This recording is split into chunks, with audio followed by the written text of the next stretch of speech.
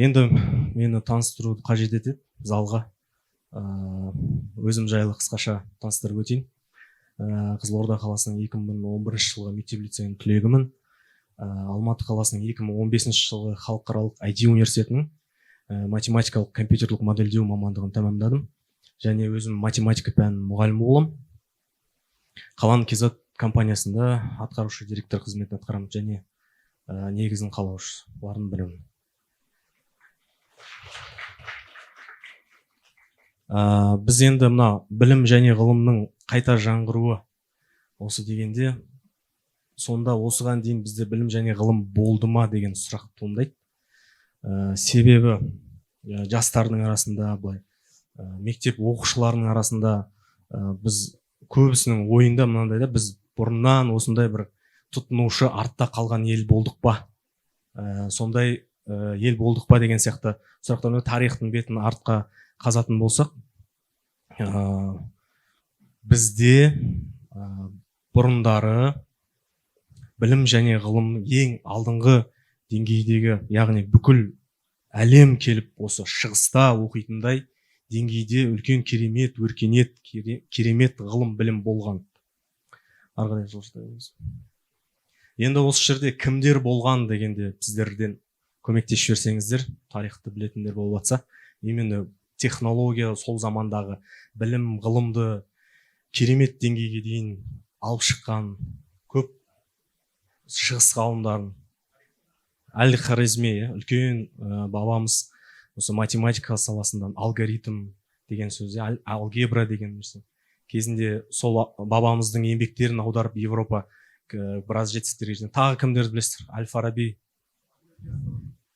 Яссауи бабамыз, Ибн Сина, Ұлықбек бабаларымыз.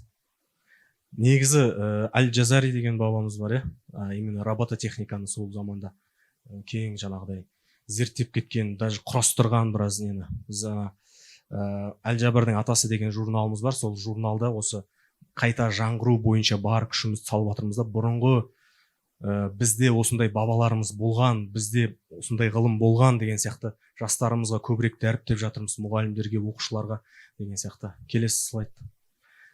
Білім және ғылым қандай деңгейде болған деген сұраққа жауап іздеп көрейік. Бұл сіздер елестетіп көріңіздерші, қазіргі уақытта бүкіл жоғарғы технологиялар бойынша жастарымыз, бүкіл әлем қайда тартылады қазіргі уақытта? Қандай университеттерге тартылады? Гарвард, Стэнфорд, Кремний алқабы дейді ғой. Қазір бүкіл әлем сол Америкаға тартылады. Жастарымыз, ең білімділеріміз. Ал сол заманда Бағдадқа тартылатын болғанда, шығысқа тартылатын болған. Европадан, басқа елдерден келіп, барлығы сонда оқуға түскісі келетін болғанда. Білесіздер, жаңағы даналық үйі дегенді білесіздер, Байтул Хикма дейді ғой, дом мудрости дейді. Вот сондай болғанын енді біреуіміз естідік, біреуіміз білеміз, біреуіміз оқыдық. Яғни сол заманның Гарварды, Стэнфорды, сол заманның Кремний алқабы болғанда, барлығы сонда тартылатын болған, барлық жастар, ғұламалар жиналатын болған, сол жерде жаңалық ашатын болған. Яғни қандай жаңалықтарды ашты олар? Үнді мәдениетіндегі ғылымды алып, исламға сай қылып жазып қайта өзінің ойын қосып, оны керемет келесі деңгейге дейін шығарды. Рим немесе грек философтарын, грек ғалымдарын жұмыстарын қайта қарап, ислам несіне сай қылып, оны қайтадан дәріптеді. Одан кейін арғарай. Ал батыс мәдениеті ол заманда қандай еді? Ол міндетті түрде бұл қойылу керек. Мысалға бізде сондай Гарвард сияқты, Стэнфорд сияқты жаңағыдай даналық үйі болып, ана жақта университет деген болмағанда, бізде ол кезде университет болған. Батыс мәдениетінде, батыс өркениетіндегі жағдайды, ахуалды қарастырып көрейікші. Оларда сол уақытта діни, яғни шіркеулер басқарған. Шіркеу басқарған, олардың шіркеудің басқаруындағы абсурдтық деңгейге дейін жеткен оқыма деген не басталғанда. Яғни Библияның өзін оқыма деген неге? Себебі ол инструмент, яғни церковь, шіркеу басқару инструменті ретінде халықты солай басқарғанда, енді халық оқымау керек ол үшін. До того абсурдный нәрсе, жаңағы суға жуынғаннан кейін ол жуынба дейді ары қарай. Мына патшалар шіритін болған ғой жаңағыдай кірденше 10 жыл, 20 жыл сондай жуылмай. Сондай бір жаңағыдай өркениет батыста сондай болып жатқан. Ал бізде қандай болып жатыр? Тазалық, оқы, иқра. Алланың атымен оқы. Халық кәдімгідей шығыс мәдениеті, ислам мәдениеті өте кең. Бүкіл әлем сонда келгісі келеді, оқысы келеді, алғысы келеді. Сондай болған кезде батыста керісінше жағдай болып жатқан. Бұны біреулеріңіз білерсіздер, біреулеріңіз білмейсіздер. Келесі жылжытайық. Не үшін батыс ол уақытта темные времена дейді? Ол уақытта, яғни қазіргі кезде былай бізге айтылады ғой санамызға. Сендер анау баяғы темные времена сияқты өмір сүргілерің келе ма? Бастарыңа хиджаптарыңды киіп, сәлде алып, сақалдарыңды өсіріп, баяғы темные времена әкелгілерің келе ма деген сөз қайдан шыққан? Ол бізде болмаған, ол Европада болған. Ол батыста болған. Темные времена оларда болған. Оларда дін қай кезде басқарды? Сол кезде темные времена болған. Бізде керісінше. Бізде дін, ғылым бәрі дамып тұрған кезде бізде ондай темные времена болған. Керісінше ең шарықтау шегім, ең мықты пик дейді ғой. Сондай болған. Бұларда темные времена болған. Түсініп отырсыздар ғой? Яғни сол парадигма бізге келіп тұр да. Орыстардан, яғни Европадан бізге келіп, халық соны айтып жүр. Сендер баяғы, негізі батыс, шығыс деп қарастыратын болсақ та, олар үшін біз шығыспыз да. Таяу шығыс деп алатын болса да, олар үшін таяу шығыс та. Біз сол немен қарап ойланатын болғанбыз да. Келесі. Кейін олар қалай алға шыға бастады? Бұл олардың алға шығуын зерттеу қазіргі бізді ойландырады. Қазіргі жағдайдағы бізді ойландырады. Қалай алға шыға бастады? Оларда 14-15 ғасырда мындай настрой пайда болды. Шіркеуге деген, яғни сол уақыттағы билеушілерге, билік басына деген наразылық туындады. Яғни жаңағыдай протестанттар дейді ғой. Протест деген сөздің мағынасын білесіздер ғой? Протест білдіру. Яғни осы протестанттар жаңағы жуынбау деген мәселені алады да олар. Қой, мынау болмайды деп. Сендер не істеп жатсыңдар? Сауда саттық деген нәрсені запрет қылып тастаған, оны қосады. Сауда жасайық, байық, білім алайық деген ең бірінші мощный, ең күшті олардың жасаған сол кездегі протесттарының бірі оқиық, білім алайық. Өйткені оған дейін шіркеу болсын, билік басындағылар осы сол кезде оқыма болып жатыр да. Библияны оқыса біліп қояды, аналардың өтірігі ашылып қалады ғой. Шын мәнінде олай жазылмаған да. Және олардың абсурдтық деңгейі адам, шіркеу қызметкері ананың күнәсін кешіріп. Киноларда көресіздер ғой, католиктердің нелерінде. Оны да олар протест жасап, жоқ, олай емес деп. Сонда олар сол уақытта қырғынға ұшырайды, сол протестанттар. Сол уақытта біраз соғыс болады жаңағы католиктер мен протестанттардың арасында. Кейін яғни бұл жерде бар ғой, анау мәдениет дейді ғой, культура, жаңағыдай культура еніп кеткен ғой, оқымау, таза жүрмеу, жуынбау, лас болу, дамымау деген сияқты. Көптеген культура сонда еніп кеткен, сол себепті олар сол заманда артта қалған өте төменгі деңгейдегі мемлекет болды. Одан кейін олар культураны қайтадан қарады да, көбінесе олар кімдерді зерттеді? Шығысты зерттеді. Шығыстану деген солар танып жүрген бізді. Шығысты танып қарайды, не болатыр? Бұлар таза жүр. Бұлар дәрет алады. Бұлардың культурасында оқы дейді, кітаптары бар. Бұлар дамып жатыр. Бұлар университет ашып тастаған. Даналық үйін ашып тастаған. Ғылым уже қандай кең деңгейге жетіп қалған деген сондай оларда ойланып, олар өздеріне сол культураны жаймендеп енгізе бастайды. 14-15 ғасырлардан бастап олар енгізе бастайды сол культураны. Келесі. Ал неге шығыста құлдырау басталды енді ары қарай? Тарих былай жылжып барадық та, шығыста енді біз күшті, керемет, өркениет болып келе жатып, ары қарай неге бізде құлдырау жаймен басталды? Ең менің айтатын, әрине ол ауызбіршілік, бірақ мен именно ғылым, білімге тоқталғым келіп отыр. Ең біріншісі ол ауызбіршілік, ол ешкім жаңағыдай не қылы қоймас. Ғылым, білімде қандай өзгеріс болды, сдвиг болды, мен соны сіздерге талқылағым келіп отыр сіздермен. Ол мынау дүниеви, мынау ақырет деп бөліп жатық та. Яғни бұрынғы медреселерде философия, Құран, музыка, математика деген сияқты бүкіл білім, ғылымға қатысты нәрселер оқытылатын болса, сол дәуірлерден бастап біздің медресеміз тек діни сабақтармен ғана шектеліп қалдық. Осы жерден дұрыс емес культуралар ене бастады. Яғни ол әлі күнге дейін бар бізде. Не қыласың мынаны, технологияны не қыласың, ақыретіңе дайындал. Сен мынау ертең ақыретің көмектеспейді. Математиканы не қыласың сен? Технологияны не қыласың? Давай сен Құраныңды оқы, болды. Ақыретке дайындал. Вот осындай ғалымдар шыға бастады да бізде. Осындай шейхтар, осындай ғалымдар шыға бастады.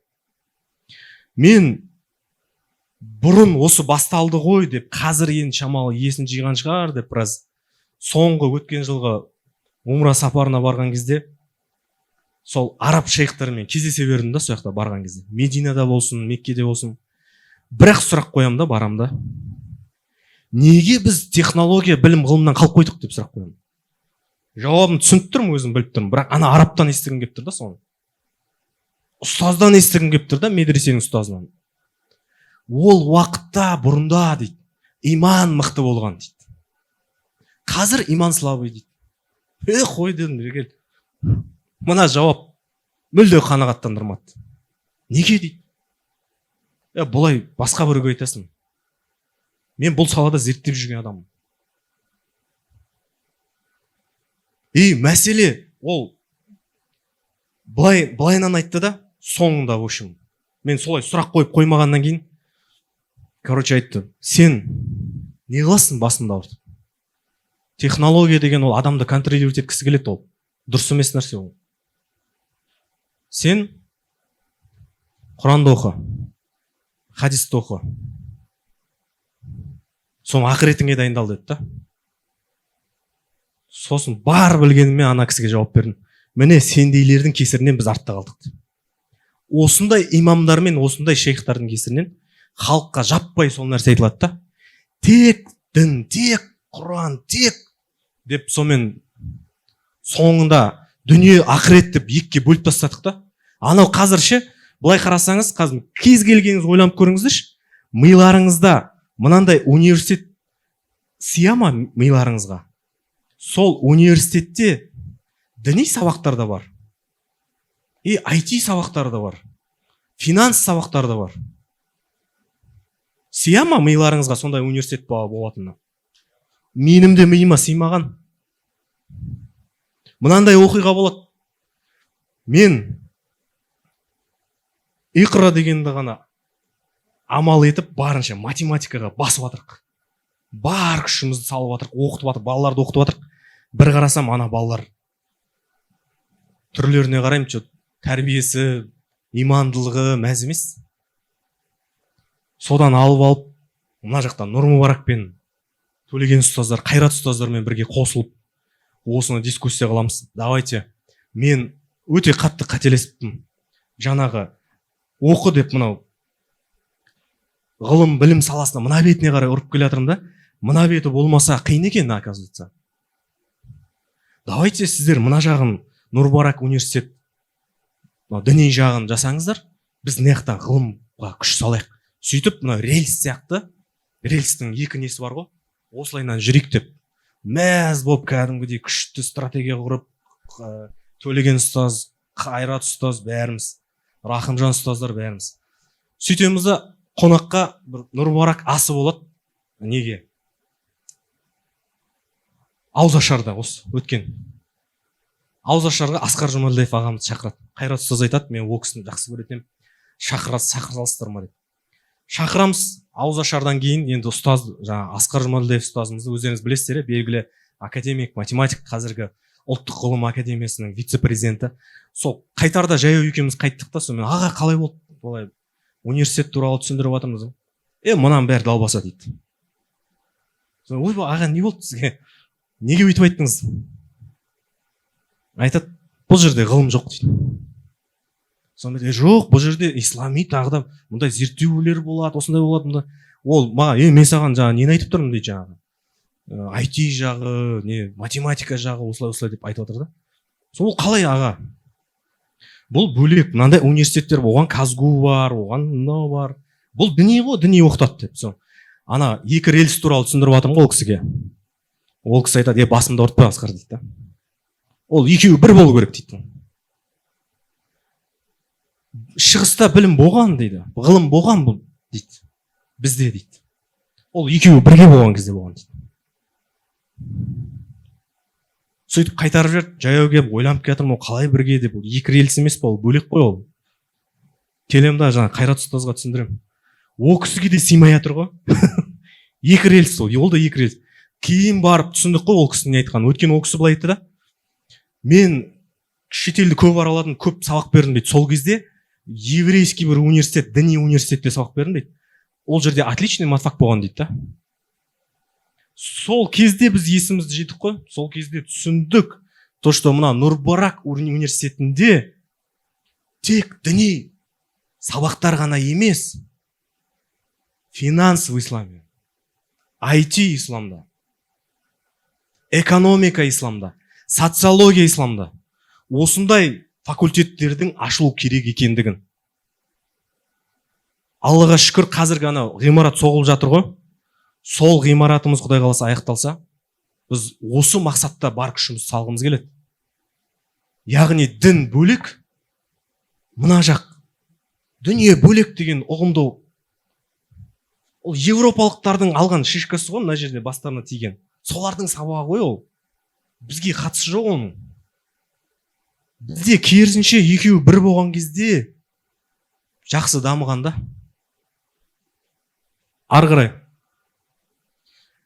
Осы біз неге артта қалдықты тағы да бір қарастыратын болсақ, жаңағы медресемізді тек дінмен қалдық, білім және ғылым дегенді былай ысырып қойдық. Сіздер тарихта да білесіздер, имам Ғазалидан кейінгі философия деген түсініктерді көп деген ғалымдарымыз болған.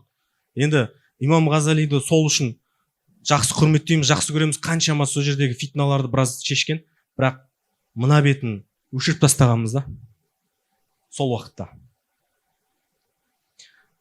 Бізге қазір не үшін артта қалдық деген мәселеде бізге қайта жаңғырту керек білім және ғылымда. Бізге бар күшін салады дін дұшпандары. Сол екеуін ажыратып, тек мына мәселені ғана шешуге де. Кетті, ары қарай жылжыды. Енді ары қарай ең өкініштісі, білім және ғылым біздің шығыста тоқтаған кезде, яғни бәсеңдеп, ары қарай 17, 18, 19, 20 ғасырға дейін почти барлық мемлекеттер отар бола алды ғой. Бізді де қосқанда қазақ елін. Неге отар болдық? Одан емес, надан ғана емес. Біз технологиядан қалып қойдық. Мысалға біздің ата-бабаларымыз 19-20 ғасырда қалай соғысты олар? Европада олар қару, зеңбірек, неше түрлі нәрселерді ойлап табады. Біз әлі қылышпен жүріп, атпен. Бірақ сол атпен, қылышпен соғысу біздің бұрынғы ата бабаларымыз дәуірінде ол ең мықты технология тұғын. Жаңашылдық тоқтап қалды. Біз сол атпен, қылышпен, сонымен найзамен қалдық. Бізді келіп зеңбірекпен атты ғой. Қалай жеңілмейсің енді осыдан кейін? Яғни технология дамытпасақ, ғылым білімге дамытып күш салып отпасақ, біздің отар болатынымыз анық. Тағы да егер қазірден қолға алмасақ та, Аллаға шүкір қазіргі тәуелсіздігімізді берді ғой. Енді біз ойлану керекпіз ғой, не болды біз бұрынғы өткенге анализ жасау керек. Осы шығыстағы елдердің бәрін қарап көріңіздерші, қаншасы отар болды? Соңғы халифат Осман империясында қирап тастады ғой. Дін дұшпандары жабыл. Осы нәрсе өте жаңағыдай ойланатындай бізге, жастарға, бізге сондай мәселе негізінде. Ары қарай. Біз нені дұрыс жасамадық? Жаңағы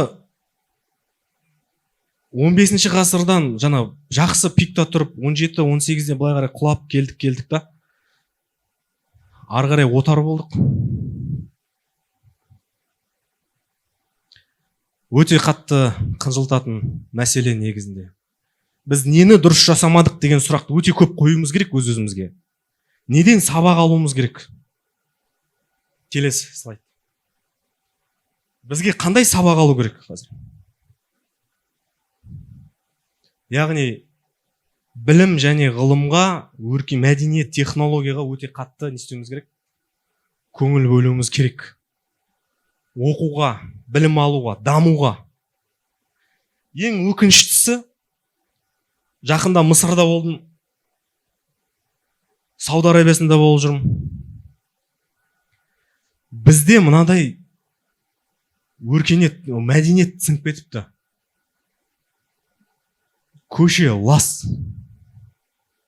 Шаң ұрады, шаңмен бірге неше түрлі боқтық бетіңе келіп жабысады. Бәріміз сорада мұсылмандар. Бұтын қолын мына жерге дейін бетін жууды ғана қалғанда сол парыз боп, сүннет боп. Басқа жерлері таза емес қазір. Қолтығын жуып, денесінен иіс шықпай жүру деген нәрселер қалып баратыр. Есігін алдын тазалау, көше тазалау, лақтырып кете береді бәрі. Сонда анау дәрет алу дегенде нәрсенің артқы құндылығы жоқ қой. Түбінде бізге не айтты? Тек осы жеріңді ғана жу деді ма? Ол тазалық қой артқы мағынасы. Түбі тазалық емес па? Денеңді таза ұста, айналаңды таза ұста, жүрегіңді таза ұста. Соны парыз етіп жазып қой керек негізі. Біз прямой смыслда түсініп отырық та, дәреттің парыздары дейміз да, сол жерлерді ғана жуып жүр да адамдар. Мәселе ол емес қой негізінде. Мынау да негізі дұрыс емес мәдениет бізге еніп тұрған. Тазалық деген нәрсені қарайтын болсақ. Енді оқы дегенде де қазір оқып жатыр да, медреседе қанша медреселер бар, қанша ислам мемлекеттері, қаншама осы шығыс жағында жүрген қаншама адамдар оқып жатыр. Тек ақыретке дайындал.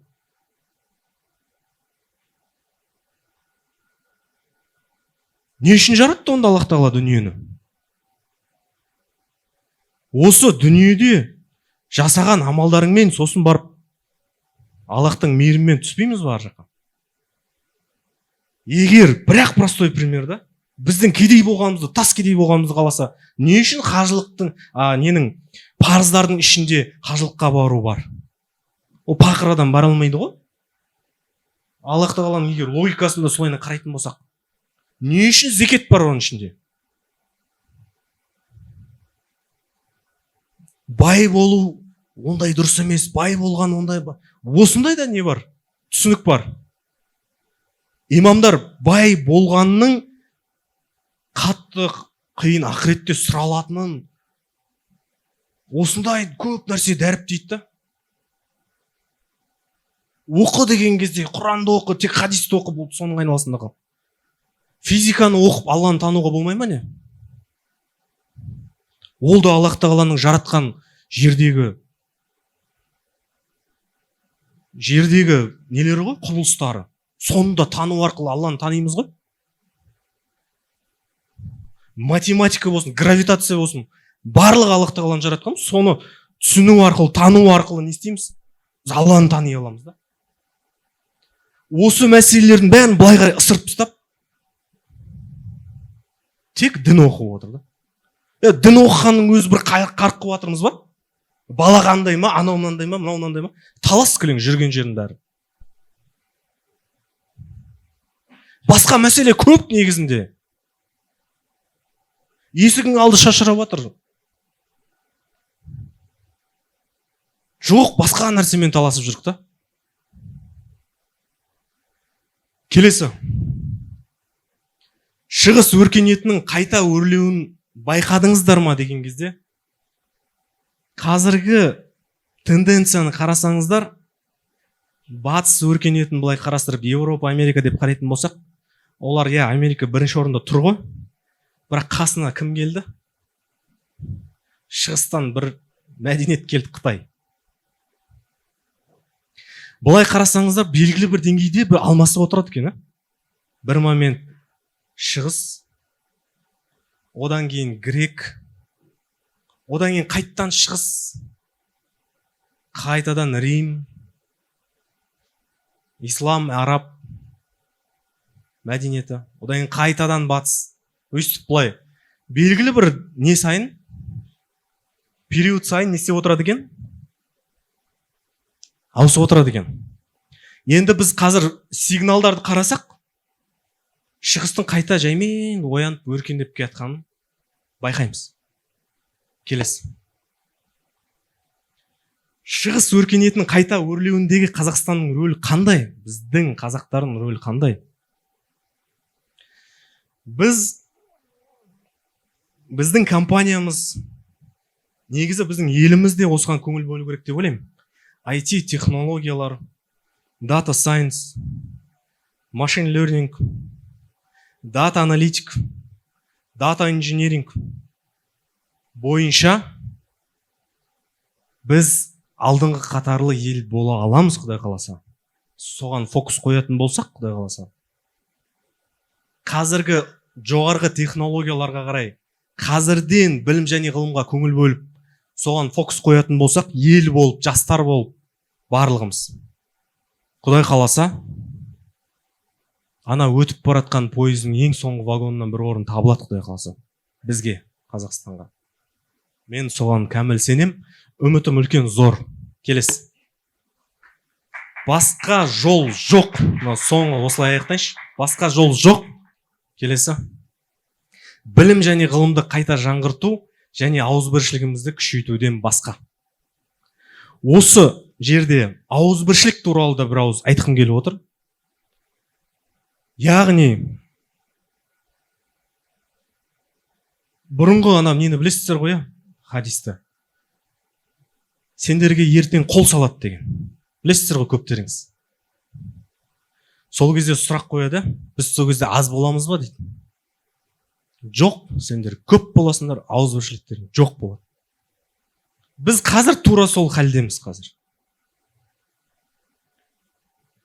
Барлығы өз қамын ойлап отыр. Ауызбіршілік жоқ. Бір Палестинада қирап жатыр, қиналып жатыр бауырлар. Енді түркілер мына жағында ғой, арабтардың өзі көмектесе алмай жатыр да. Жабылып жүр. Бұл ненің? Бұл сорлылықтың белгісі. Қандай сорлылық? Ауызбіршілік жоқ.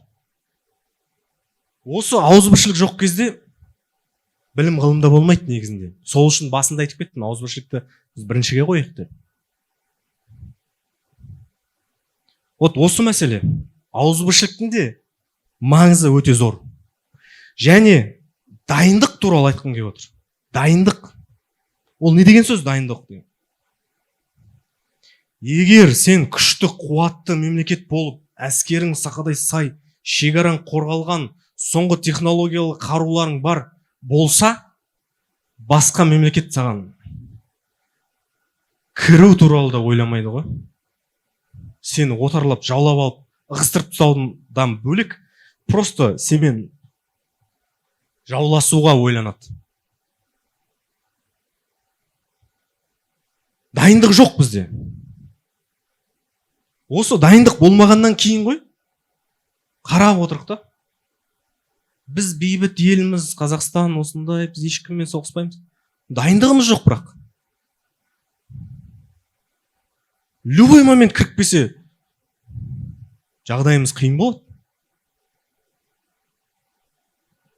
Мұнда әйел, қыздар отыр, еркектер отыр, біз дайындалуымыз керек. Ешкіммен соғыспасақ та, бірақ дайындығымыз өте мықты болу керек. Кіретін кезде ойлану керек қой, Қазақстан шекарасына бет. Қарай алмау керек даже бізге қарай. Сондай дайындық немен келеді? Ауызбіршілікпен келеді. Ғылым, білім, технологиямен келеді, дұрыс па? Соған күш салайық, бауырлар. Назарларыңызға рахмет.